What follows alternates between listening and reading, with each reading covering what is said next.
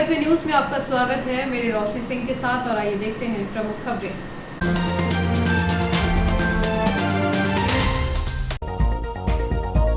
चारों तरफ सुलग रही नरवाई के धुएं से ढका आसमान, मूंग का मोह किसानों को नरवाई जलाने कर रहा मजबूर। बेरोजगार होने के बाद वेंडर कर रहे अवैध वेंडरी, आरपीएफ ने की 2 दर्जन अनाधिकृतों पर कार्यवाही। अवैध वेंडरी को रोकने इसी माह होंगे नए स्टॉलों के टेंडर। सुने पड़े रहे सरकारी गेहूं खरीद केंद्र, व्यापारियों से मिला अच्छा भाव। धूमधाम से मनाया गया गणगौर उत्सव, निकाली गई शोभा यात्रा। संघर्ष सप्ताह के तहत एनपीएस के खिलाफ यूनियन ने निकाली वाहन रैली। और नवरात्र के तहत शेरावाली दरबार में जारी है धार्मिक आयोजन।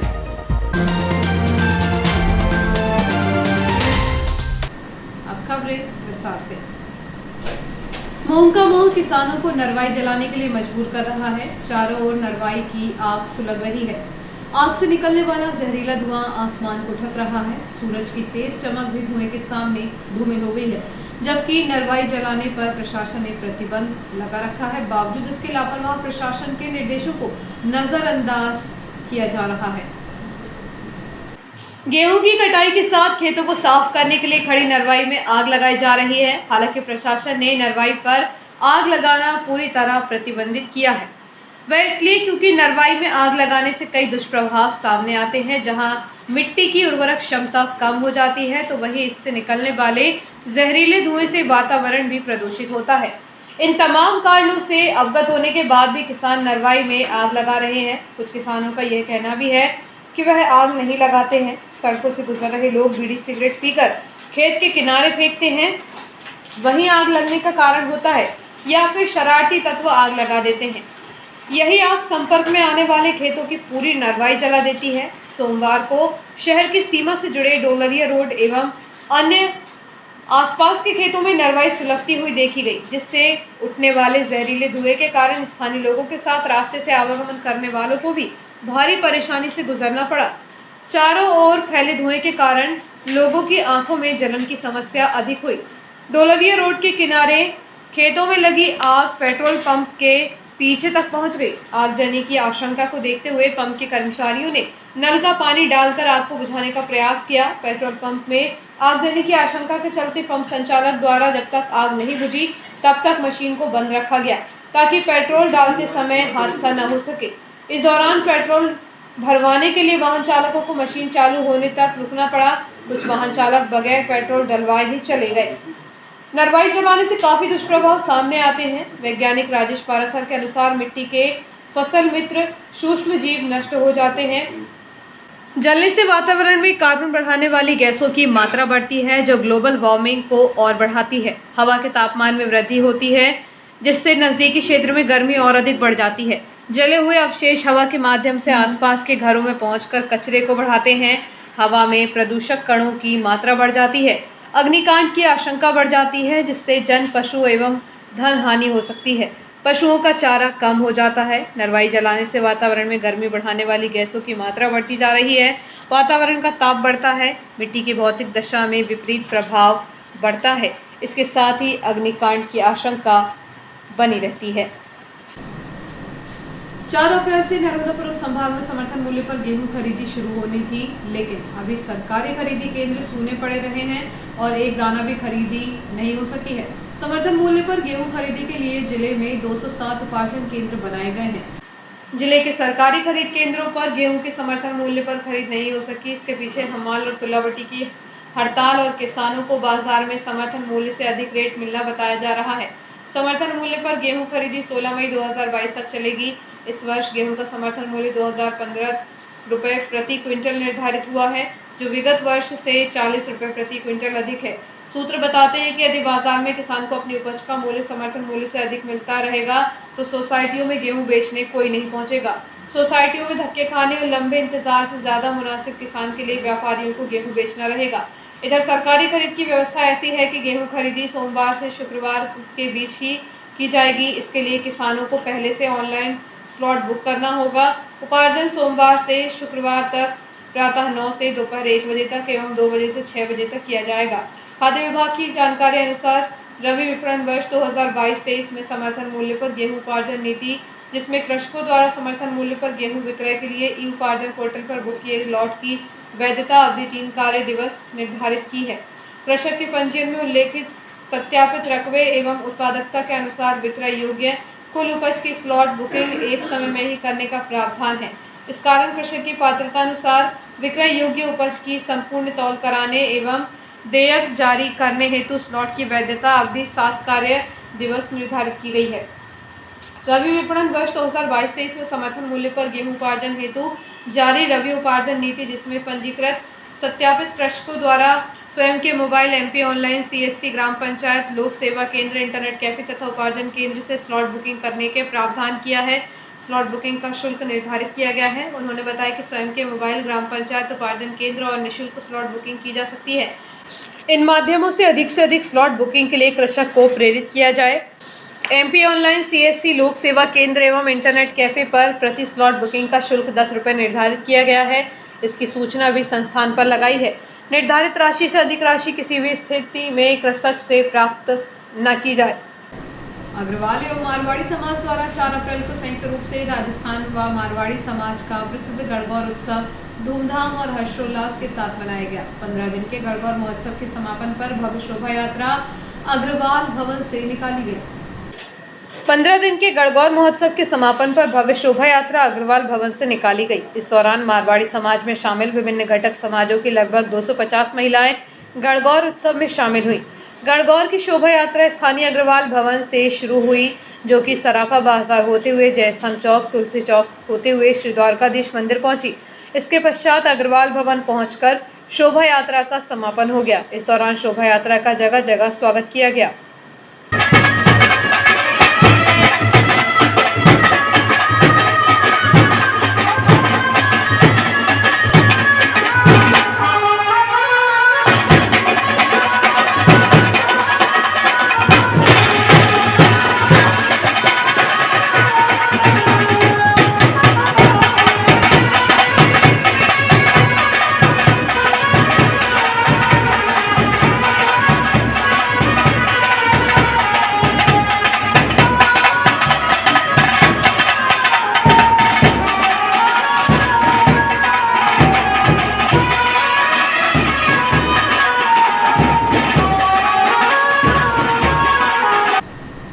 रेलवे जंक्शन इटारसी के 11 स्टॉल बंद होने के बाद बेरोजगार हुए 2 सैकड़ा वेंडर रोजी रोटी के लिए अब अवैध वेंडरिंग करने लगे हैं, जिसकी रोकथाम के लिए आरपीएफ निरंतर प्रयासरत है। एक दिन में 25 अनाधिकृत को पकड़कर रेलवे एक्ट के तहत कार्रवाई की गई है। अवैध वेंडरों को रोकने अब रेलवे ने नए स्टॉलों की टेंडर प्रक्रिया शुरू कर दी है। इसी माह नए टेंडर होने के बाद स्टॉल संचालित होने लगेंगे। भोपाल मंडल के सबसे बड़े रेलवे जंक्शन इटारसी के प्लेटफॉर्म पर संचालित 11 खानपान स्टॉलों को 31 मार्च की रात 12 बजे रेल प्रशासन ने बंद कर दिया। एक साथ 11 स्टॉल बंद होने से यहां काम कर रहे 2 सैकड़ा से अधिक वेंडर बेरोजगार हो गए। अब वह अपना और अपने परिवार के भरण पोषण को लेकर अवैध वेंडरिंग करने के लिए मजबूर है। यही वजह है कि प्लेटफॉर्म पर अवैध वेंडर सक्रिय हैं। हालांकि आरपीएफ द्वारा अवैध वेंडरी को रोकने के लिए हर संभव प्रयास किए जा रहे हैं। प्रतिदिन 1 दर्जन से अधिक अनाधिकृतों को पकड़कर कार्रवाई की जा रही है। सोमवार को भी 25 अवैध वेंडरों को पकड़कर आरपीएफ ने कार्रवाई की है।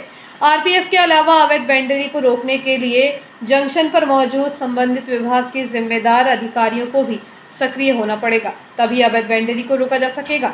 दरअसल रेल प्रशासन द्वारा जनवरी माह में जंक्शन पर काम कर रहे सभी अधिकृत वेंडरों के कार्ड 3 माह के लिए जारी किए गए थे। 31 मार्च को जब स्टॉल बंद हुए तो उक्त कार्ड जमा नहीं कराए गए। हालांकि कार्ड की अवधि 31 मार्च तक ही थी। इसके अलावा उन वेंडरों के भी कार्ड का नवीनीकरण नहीं हुआ जो मौजूदा खानपान स्टॉलों पर काम कर रहे हैं। इसलिए अवैध और वैध की पहचान करने में भी मुश्किल हो रही है, क्योंकि वैध वेंडरों के पास भी 31 मार्च तक की अवधि के कार्ड हैं, जिन्हें लेकर वह प्लेटफॉर्म पर फेरी लगा रहे हैं। इटारसी रेलवे जंक्शन के बंद हुए 11 स्टॉलों से यात्रियों को भी चाय नाश्ते के लिए परेशान होना पड़ रहा है। इसके अलावा सक्रिय हो रहे अवैध वेंडरी को खत्म करने के लिए रेलवे इसी माह टेंडर जारी कर सकती है। भोपाल मंडल के पीआरओ सूबेदार सिंह के अनुसार स्टॉलों को चालू करने के लिए टेंडर प्रक्रिया चल रही है। इसी माह टेंडर जारी होने के बाद खानपान स्टॉल संचालित किए जाएंगे ताकि अवैध वेंडरी को रोका जा सके। West Central Railway employees union द्वारा एनपीएस के खिलाफ चलाए गए संघर्ष सप्ताह का समापन विशाल वाहन रैली के साथ किया गया। डीजल शेड से रैली निकाली गई जो स्टेशन आरक्षण कार्यालय तक पहुंची, जहां विरोध प्रदर्शन किया गया। उल्लेखनीय है कि विगत 28 मार्च से चल रहे संघर्ष सप्ताह के अंतर्गत West Central Railway employees union के महामंत्री मुकेश गालव के नेतृत्व में नई पेंशन स्कीम के खिलाफ युवाओं में आक्रोश उत्पन्न कर संघर्ष सप्ताह मनाया गया। इसके तहत एनपीएस के खिलाफ विरोध प्रदर्शन एवं नारेबाजी की गई। सोमवार को संघर्ष सप्ताह के समापन अवसर पर यूनियन द्वारा शाम 4 बजे डीजल शेड से वाहन रैली निकाली गई। सैकड़ों युवाओं के साथ टी.के. गौतम, के शुक्ला, मनोज रैकवार, प्रीतम तिवारी, प्रदीप मालवीय, तरुण शुक्ला, राजू यादव, तौसिफ खान, उमेश निगम, दीपक कुमार एवं दुष्यंत, रविकांत, रजत पवार, अनुभव पाल, विनीत, दीपक शर्मा ने रैली में भाग लिया, जिसका समापन स्टेशन आरक्षण कार्यालय के सामने हुआ। यहां पर जमकर विरोध प्रदर्शन एवं नारेबाजी की गई। यूनियन के मंडल अध्यक्ष गौतम ने कहा कि एनपीएस के खिलाफ लाल झंडा यूनियन द्वारा लगातार रेल प्रशासन पर दबाव बनाने का प्रयास जारी है। आने वाले दिनों में संसद का घेराव किया जाएगा। मंच संचालन युवा महामंत्री प्रीतम तिवारी द्वारा किया गया। सभा में दीपा मेहरा, विद्यादास एवं दीपक शर्मा सैकड़ों की संख्या में युवा एवं महिला उपस्थित थी। की मांग जो न मिली मजदूर की मांग, एनपीएस मुर्दाबाद, एनपीएस हो बर्बाद, एनपीएस नहीं चलेगा, एनपीएस नहीं चलेगा, एनपीएस धोखा है, एनपीएस धोखा है। युवा शक्ति जिंदाबाद, महिला शक्ति को लाल सलाम, टी.के. गौतम जिंदाबाद, के शुक्ला को लाल सलाम। श्री द्वारकाधीश बड़ा मंदिर में श्री राम जन्म महोत्सव समिति द्वारा आयोजित महोत्सव के अंतर्गत जारी संगीतमय श्री राम कथा के तृतीय दिवस पर गुना से पधारे बाल व्यास शाश्वत महाराज ने भगवान के धराधाम पर आने की कथा विस्तार से सुनाई।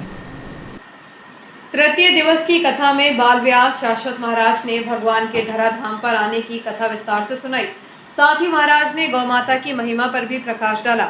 उन्होंने बताया कि कभी भारत भूमि में गौ माता के दूध का भंडार हुआ करता था, लेकिन भारत भूमि गाय के खून से लथपथ है। आज बिना गाय के हमारा धर्म व्यर्थ है, क्योंकि गाय में 33 करोड़ देवी देवता एवं तीर्थ विराजमान हैं। गाय के पंचगव्य से ही हमारे सारे अनुष्ठान पूर्ण होते हैं, इसलिए गौ माता की पूजा से ज्यादा उसकी रक्षा और सेवा की आवश्यकता है। शाश्वत महाराज ने बताया कि भगवान के धराधाम पर आने के कई कारण हैं, लेकिन तुलसीदास जी ने प्रमुख रूप से अपनी रामचरितमानस में 5 कारणों का विस्तार से उल्लेख किया है, जिनमें से नारद मोह का कारण विशेष है। महाराज ने सभी कारणों को बड़े ही रोचक ढंग से जनमानस को श्रवण कराया। इस दौरान संगीतमय भजनों से भक्तजन मंत्रमुग्ध हो गए। आयोजन समिति के कार्यकारी अध्यक्ष जसवीर सिंह छाबड़ा ने बताया कि कथा में 5 अप्रैल को भगवान श्री राम लला का जन्मोत्सव बड़े ही धूमधाम से मनाया जाएगा। सोमवार को श्री छाबड़ा एवं सचिव एडवोकेट पंडित अशोक शर्मा ने गणगौर जुलूस का मंदिर के सामने भव्य स्वागत किया।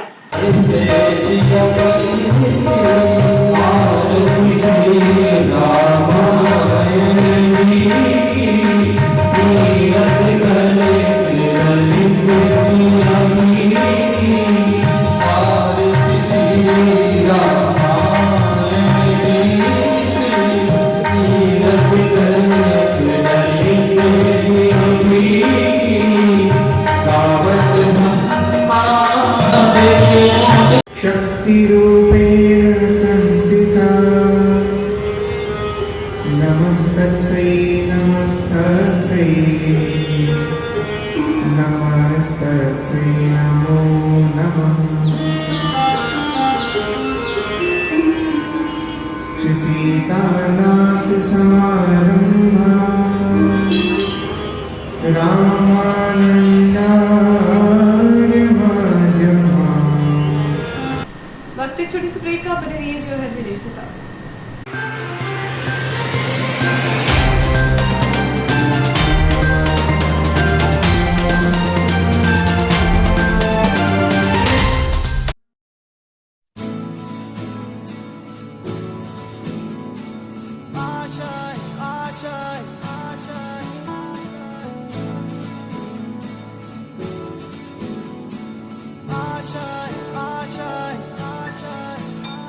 कुछ पाने की हो आस आस, कोई अरमा हो जो खास खास आशाएं,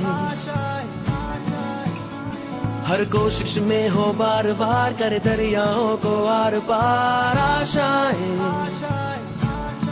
तूफानों को चीर के मंजिलों को छीन ले आशाएं ले दिल की उम्मीदें हंसे दिल की अब मुश्किल नहीं कुछ भी नहीं कुछ भी आशाएं ले दिल की उम्मीदें हंसे दिल की अब मुश्किल नहीं कुछ भी कुछ पाने की हो आस आस कोई अरमा हो जो खास खास आशाएं हर कोशिश में हो बार बार करे दरियाओं को आर पार आशाएं तूफानों को चीर के मंजिलों को। हाय, दिस इज सुधा चंद्रन और जब भी मैं डांस करती हूँ तो मेरे दिल के अंदर जो खुशी की लहर दौड़ती है वो काफी है मेरे चेहरे पर वो चमक बिखेरने के लिए। और यही खुशी मैं देखती हूँ जब बचपन प्ले स्कूल के बच्चे उनके टीचर्स के साथ जब इंटरेक्ट करते हैं। As we all know that the first 3-4 years of childhood are very very crucial because they are the formative years in one's life. और उसी टाइम पे they need that proper love, care and attention. Thank you so much Bachpan Play School for making this contribution because only then our children will bloom and today's students are our country's future. बस इतना ही नहीं, पूरे भारतवर्ष में 1155 play schools है जो यही काम कर रहे हैं, जो हमारे बच्चों के भविष्य को तैयार कर रहे हैं। थैंक यू सो मच बचपन, क्योंकि बचपन सिर्फ एक ही बार आता है ना?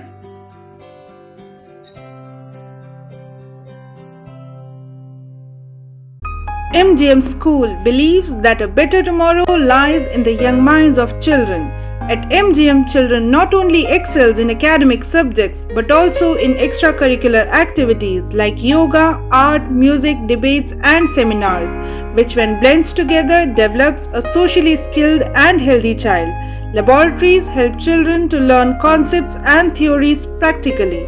The scenic drive through nature using CCTV and GPS-enabled buses reaches to an eco-friendly campus with smart classes. Our skillfully experienced teachers always encourage kids to think independently and nurture their successful future. We welcome you all to become a part of this legacy. Admissions open for classes nursery to class 9th and class 11th.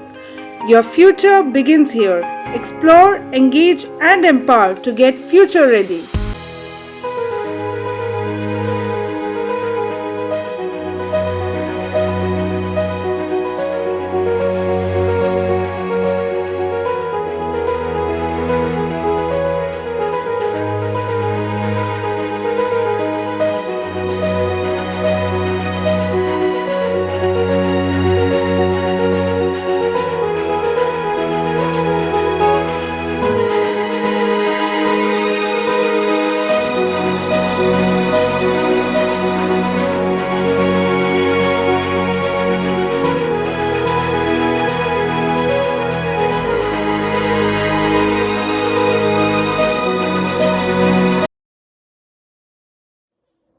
जिंदगी में किसी भी रास्ते पर चलने से पहले उस रास्ते की जानकारी और सच्चाई दोनों से वाकिफ होना हमें बहुत जरूरी है।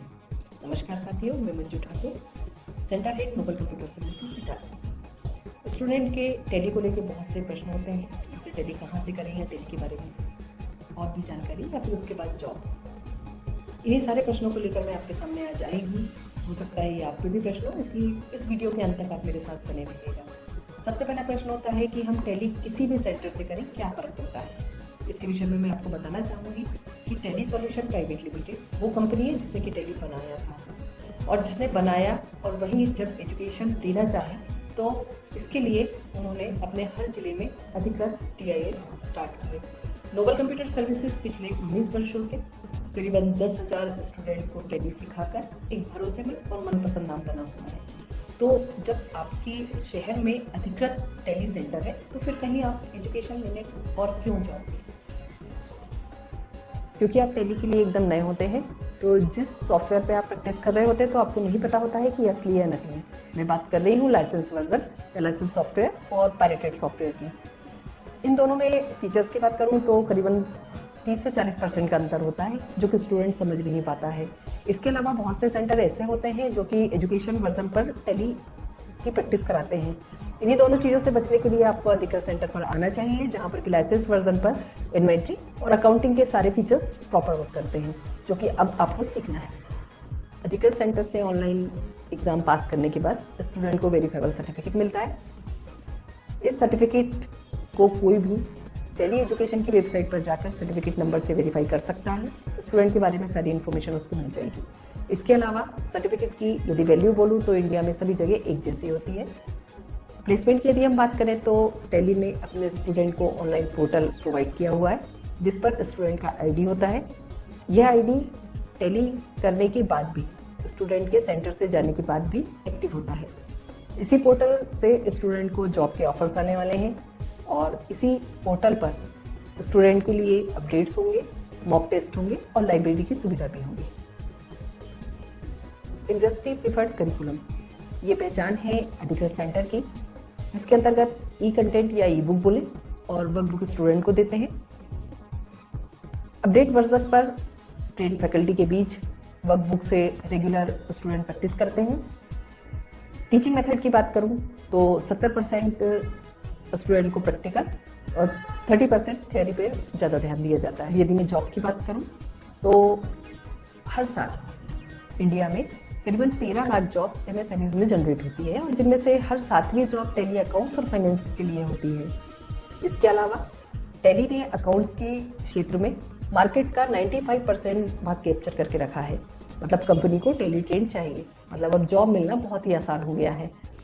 कोर्स के बारे में यदि मैं बात करूंगी तो हर अधिकृत सेंटर पर बेसिक से लेके एडवांस तक के सारे कोर्स अवेलेबल होते हैं, जिनमें कॉमर्स के स्टूडेंट के साथ साथ अन्य संकाय के स्टूडेंट बहुत आसानी से टेली सीख सकते हैं, क्योंकि वर्कबुक आपके सामने है, ट्रेंड फैकल्टी आपके पास है। इसके अलावा मिनिमम क्वालिफिकेशन जो है वो 10th होती है। तो अब आपको समझ में आया होगा कि क्यों हमें सिर्फ और सिर्फ अधिकृत सेंटर से ही टेली करना चाहिए।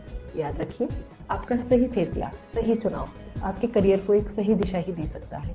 अपना और अपनों का ध्यान रखें। शुक्रिया।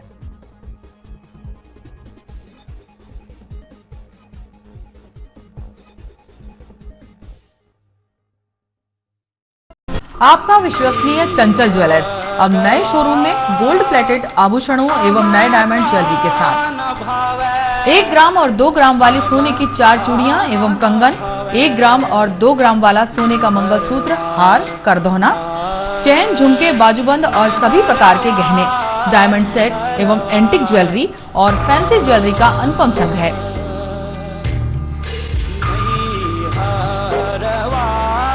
दुल्हन सेट किराए पर उपलब्ध है। 1 ग्राम और 2 ग्राम की हर खरीदी पर निश्चित उपहार पाएं। 1 ग्राम ज्वेलरी मात्र 2000 रुपए में, 2 ग्राम ज्वेलरी मात्र 4000 रुपए में, 3 ग्राम ज्वेलरी मात्र 6000 रुपए में, 4 ग्राम ज्वेलरी 8000 रुपए में, 5 ग्राम ज्वेलरी मात्र 10,000 रुपए में।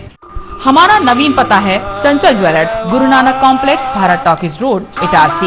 मोबाइल 09893054377। अब साधारण पानी और आम वाटर फिल्टर से अपने स्वास्थ्य को खतरे में न डालें। फ्रेस्को इंट्रोड्यूस करते हैं लेटेस्ट टेक्नोलॉजी पर आधारित क्लीन, क्लियर और pure water solution RO, reverse osmosis water treatment system, साधारण और UV वाटर प्यूरिफायर केवल पानी को पार्टली ही क्लीन कर पाते हैं, जबकि RO रिवर्स ऑस्मोसिस एक जटिल बायोलॉजी प्रक्रिया है जो देती है clean and safe drinking water, जो हैवी सॉल्ट और हानिकारक मिनरल्स को दूर कर पानी का स्वाद बढ़ाते हैं।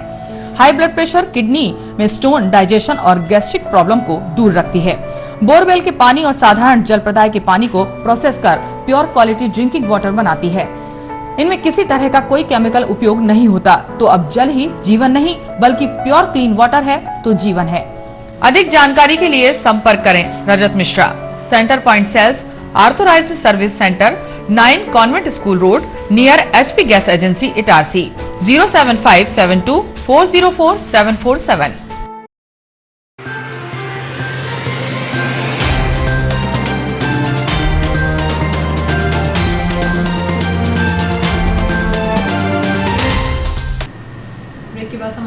एक बार फिर आपका स्वागत है। चैत्र नवरात्र पर्व के तहत सोनतलाई और न्यास कॉलोनी में प्रतिवर्ष की तरह इस वर्ष भी श्री सचंडी महायज्ञ का आयोजन किया जा रहा है। इसके अलावा अन्य देवी मंदिरों में भी धार्मिक अनुष्ठान किए जा रहे हैं। श्री बम बाबा दरबार न्यास कॉलोनी इटारसी में श्री सचंडी महायज्ञ जारी है, जिसके तहत 3 अप्रैल से 10 अप्रैल 2022 रविवार तक सुबह 9 बजे से 12 बजे तक देव पूजन, दुर्गा पाठ, अभिषेक एवं यज्ञ, पुनः 3 बजे से 6 बजे तक यज्ञ, तत्पश्चात आरती एवं प्रसाद वितरण किया जा रहा है। 10 अप्रैल 2022 रविवार को सुबह 8 बजे से 11:30 बजे तक पूजन एवं यज्ञ, 12 बजे भगवान श्री राम का जन्मोत्सव, पुनः 2 बजे से 4 बजे तक यज्ञ, 4 बजे से 6 बजे तक पूर्णाहुति, इसके पश्चात आरती व प्रसाद वितरण होगा। 11 अप्रैल को ब्राह्मण भोजन, कन्या भोजन और भंडारा प्रसादी वितरण होगा, शाम 4 बजे से रात्रि 12 बजे तक। इसके अलावा 12 अप्रैल मंगलवार को शाम 5 बजे दुर्गा माता की प्रतिमा विसर्जन हेतु नर्मदापुरम प्रस्थान किया जाएगा।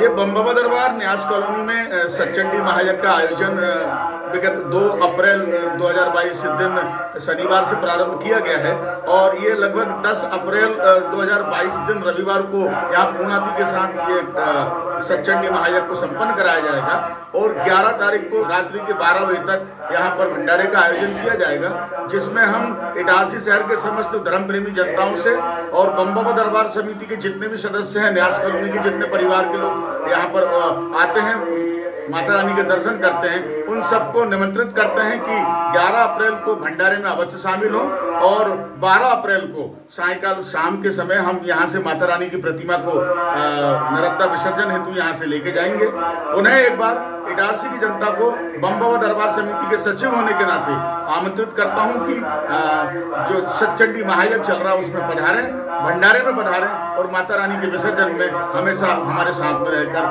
कार्यक्रम को सफल बनाएं। माता महाकाली मंदिर सोना सावरी नाका इटारसी में श्री 64 खप्पर व घट स्थापना का आयोजन प्रतिवर्षानुसार इस वर्ष भी किया गया है, जिसमें ज्वारे दर्शन एवं महाआरती 6 अप्रैल बुधवार को रात 9 बजे होंगे। हवन 9 अप्रैल शनिवार को होगा। पूर्णाहुति व भंडारा प्रसाद वितरण 10 अप्रैल रविवार को होगा। इसके साथ ही शोभा यात्रा व ज्वारे विसर्जन 11 अप्रैल सोमवार को सुबह 8 बजे होगा। इसमें सभी धार्मिक आयोजनों में सभी को सपरिवार आमंत्रित किया गया है। महिलाओं द्वारा नवरात्रि में प्रतिदिन संगीतमय देवी भजन भी किए जा रहे हैं।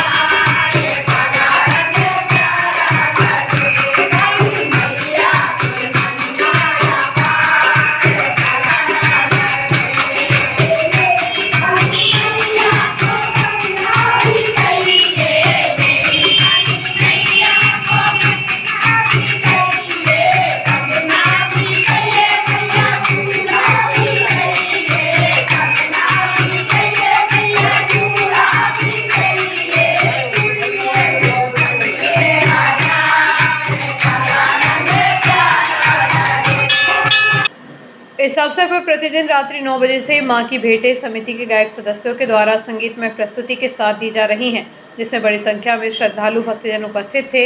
इधर श्री बूढ़ी माता मंदिर मालवीगंज क्षेत्र में चैत्र नवरात्र में 351 घट स्थापना के साथ ही ज्योत प्रज्वलित कर प्रतिदिन धार्मिक आयोजन के साथ श्रद्धालुओं की उपस्थिति में भक्ति भाव से पूजन अर्चन की जा रही है।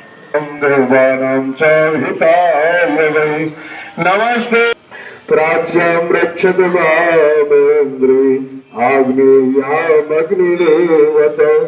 दक्षिण गरुड़े रक्षत वायुभ्यां मृगवाहिनी उदित्यां बालवां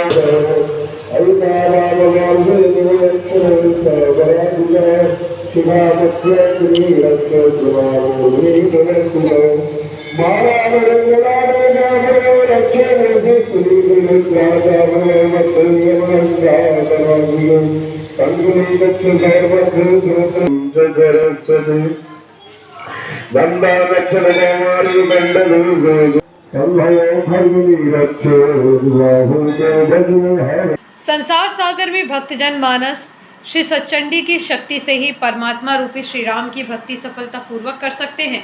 उक्त उद्गार राष्ट्र संत श्री श्री 1008 महावीर दास जी ब्रह्मचारी ने तवातट ग्राम सोनतलाई में व्यक्त किए। चैत्र नवरात्रि के पावन पर्व पर आयोजित श्री सच्चंडी महायज्ञ एवं श्री राम कथा प्रवचन समारोह के द्वितीय दिवस में पारिछा धाम पीठाधीश्वर महावीर दास ब्रह्मचारी ने कहा कि जो व्यक्ति और जो राष्ट्र शक्ति का सदुपयोग करते हैं वह सुख शांति समृद्धि तथा विकास से परिपूर्ण होते हैं और जो शक्ति का दुरुपयोग करते हैं वह दुख और दरिद्रता के साथ ही विनाश की ओर अग्रसर होते हैं। और वो तो बड़े कृपालु हैं, बड़े दयालु हैं। अभी कथा श्रवण कर रहे थे, उस भगवान को किसी भी भाव से स्मरण करो। नामा जंगल दिस दसाहु, पर उनका स्मरण करना, चिंतन करना, उनसे प्रेम करना ये भक्त का काम है। चीर बढ़ैया ध्वनि गूंज उठी बंसी बट में, जय बोलो कृष्ण कन्हैया की। श्री राम कथा जहाँ होती है, श्री राम कथा जहाँ होती है, बोलो उस ग्राम गली की जय। श्रोता जन मिल जयकार करो। ये तो हो रहा है, पति पत्नी में झगड़ा, बाप बेटे में झगड़ा, भाई भाई में झगड़ा, सास बहू में झगड़ा, देवरानी जेठानी में झगड़ा, घर घर में झगड़ा मचा है। और इसी का मचा है कि बात नहीं मानते, एक दूसरे पर विश्वास नहीं करते, और बिना विश्वास के संसार नहीं चलता। भगवान क्या मिलेंगे? भगवान भी बिना विश्वास का नहीं मिलता। ग्रीष्मकालीन सत्र में स्कूलों के समापन होते ही जल्द ही मिनी गांधी स्टेडियम में हॉकी की नर्सरी में समर कैंप आयोजित किया जाएगा, जिससे बच्चे अनुभवी प्रशिक्षकों की मौजूदगी में हॉकी के गुर सीखेंगे।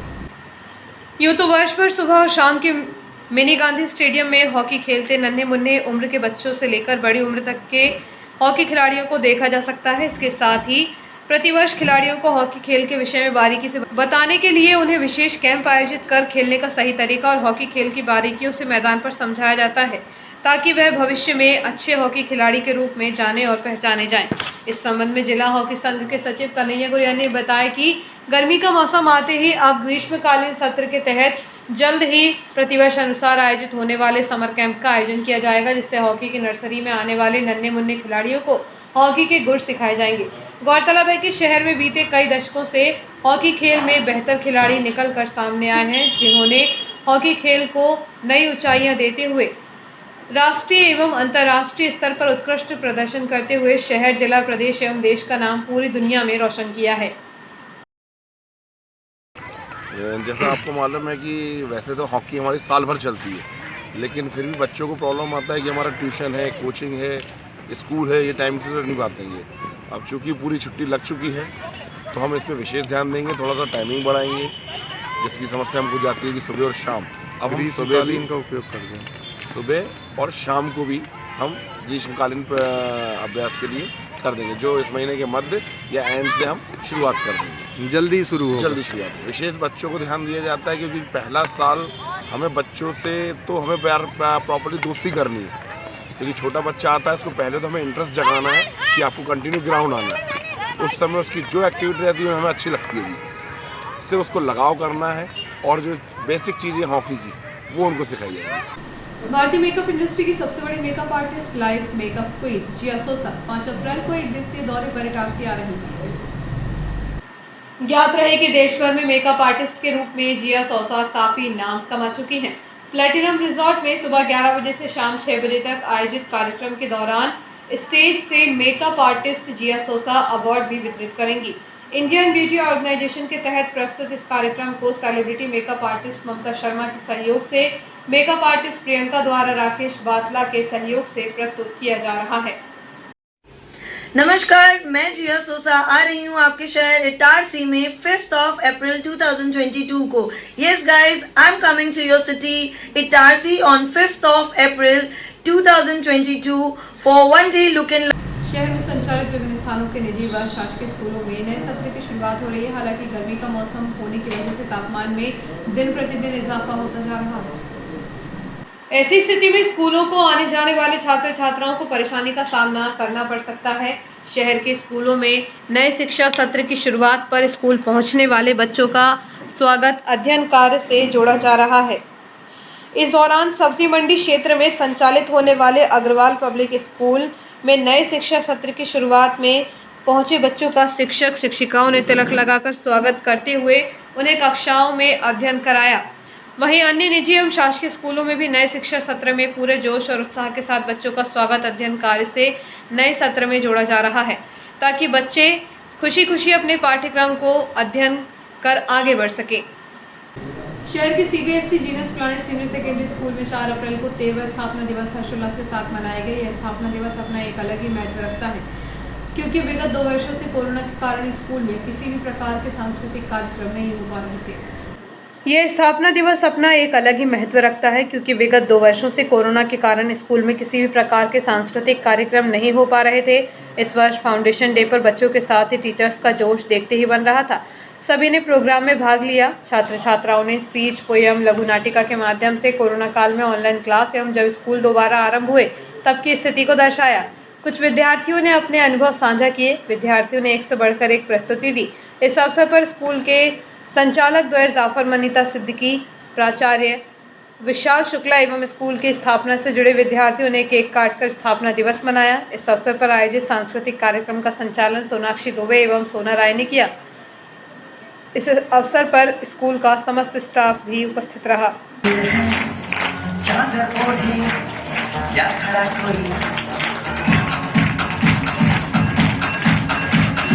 देखो देखो क्या वो पेड़ है, चादर ओढ़े या खड़ा कोई, बारिश है या आसमान ने छोड़ दिए हैं नल खुले कहीं। हम जैसे देखे ये जहां है वैसा ही, जैसी नजर अपनी खुल के सोचे आओ, वक्त फैलाओ, रंग दिखलाओ, चलो चलो चलो चलो मैं ख्वाब बुन ली।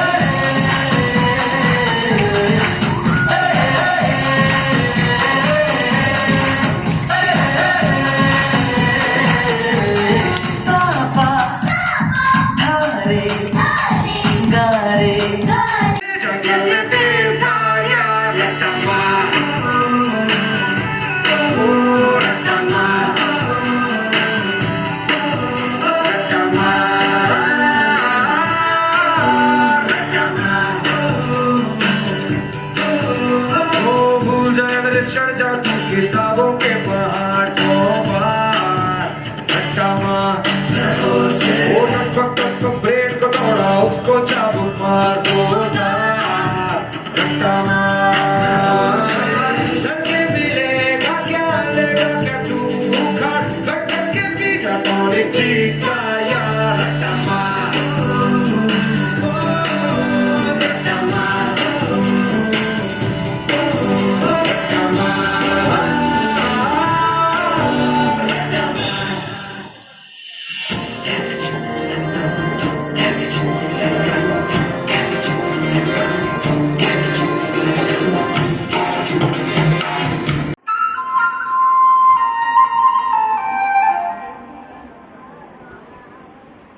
चकलका चीचा चो चकलो रंगंडो वंडो लकलका डम अक्को टक्को కోయిడి గిడి గిడి గోయిడి పాయి విడి పాయి చికి చకచో గిలి గిలి మల్ సులు సులు మల్ మకరక హుకు బుకురే టుకు బుకురే చకలక బిక్కో చిక్కో సిలి సిలి సిలి గో బగడుం చగడుం చికి చకచో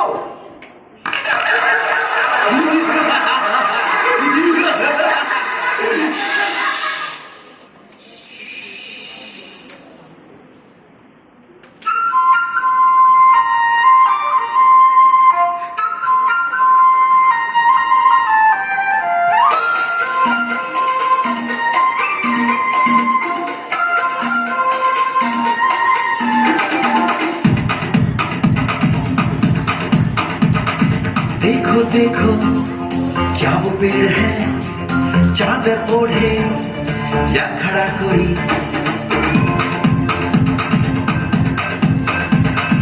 देखो देखो क्या वो पेड़ है चादर ओढ़े या खड़ा कोई बारिश है या आसमान ने छोड़ दिए हैं कल खुले कहीं हम जैसे देखे ये जहां है वैसा ही जैसी नजर अपनी खुल के सोचे आओ वक्त जरा आयत निर्माणी के एक आवाज से जीआई पाइप चोरी करने का मामला सामने आया है। फरियादी ने पथरौटा थाना पहुंचकर आरोपी के खिलाफ शिकायत की है।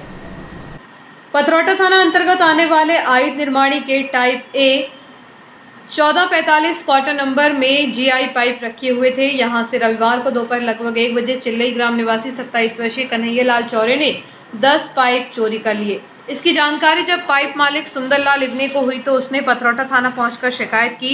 चोरी हुए पाइप की कीमत 1700 रुपये बताई जा रही है। इस मामले में पुलिस ने आरोपी के खिलाफ प्रकरण दर्ज कर कार्रवाई शुरू कर दी है। और आइए देखते हैं प्रमुख खबरें एक बार फिर।